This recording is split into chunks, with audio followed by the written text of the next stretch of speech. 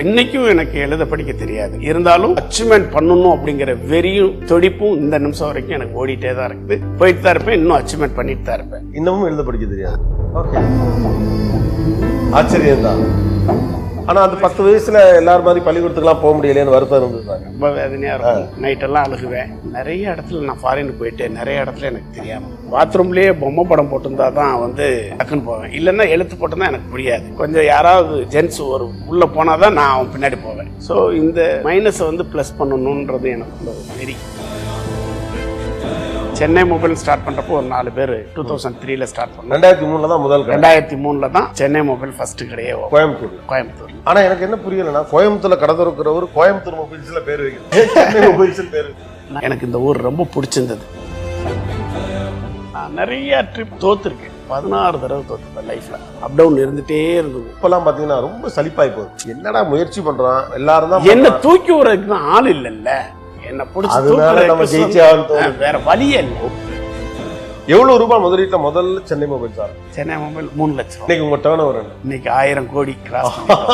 1000 கோடி இருக்கதை வச்சுட்டு ஏதாவது எப்படியாவது பிழைக்கணுங்கிற கஷ்டம் இருக்கப்ப கூட பெருசா வரணுங்கிற எண்ணம் எப்படி வந்துச்சு? அந்த நம்பிக்கை எப்படி வந்துச்சு? நாங்க இருந்த கடையில வேலை பார்த்துட்டு இருந்த கடைக்கு முன்னாடி ஒரு துணியை வச்சு வித்துட்டு இருப்பாங்க. அதுல திறமையா ஒருத்தர் நல்லா செயல்படும். அப்படி எங்க கடை சேலை காட்டிலையும் அவர் ஜாஸ்தியா பண்ணுவாங்க. என்னன்னா கஸ்டமர்கிட்ட நல்லா பேசி நல்ல பொருளை கொடுத்து அந்த கஸ்டமரை பிக்கப் பண்ணி ரெகுலரா வர்ற மாதிரி அவர் பிசினஸ். ஏன் இவரை மாதிரி நம்ம செய்யக்கூடாது?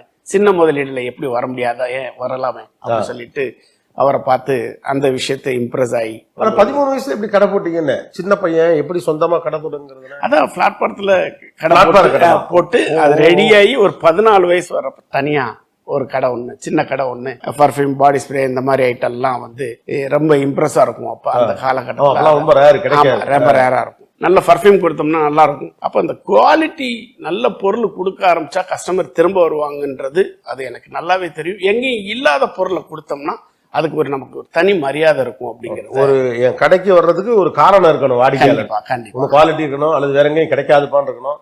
ஒண்ணும் இல்லைனாலும் அந்த பையன் நல்ல பையன்பா, அதுக்காக இல்ல இது மாதிரி. கண்டிப்பா எனக்கு நீங்க சொல்லிட்டு இருக்கப்பதான் ஒரு விஷயம் ஞாபகம் வருது. நம்ம எங்க இருக்கிறோங்கிறது முக்கியம் இல்ல, என்ன ஆகணும்னு நினைக்கிறோங்கிறதா முக்கியம்.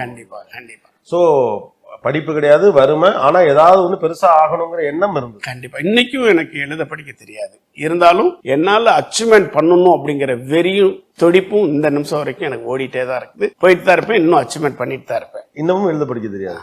ஆச்சரியம் தான். ஆனா ஒரு 14 வயசுல சின்னதா கடை போட்டாச்சு. எப்ப இந்த போன் பிசினஸ்க்குள்ள வரணும் அப்படிங்கிற எண்ணம் வந்து? நான் அதுக்கப்புறம் இந்த எலக்ட்ரானிக் பொருள் விற்கணும்ன்றது அடுத்தது எனக்கு ஞாபகம். அப்ப அந்த games, calculator, Walkman, CD player, அதெல்லாம் ரொம்ப ஆமா அந்த டயத்துல தான் அந்த எலக்ட்ரானிக் ஃபீல்ட ஒட்டியே வந்துட்டு இருக்கிறப்ப அந்த 94, 93ல பேஜர் வந்துச்சு. ஆர்பிஜி பேஜர் சென்னையில.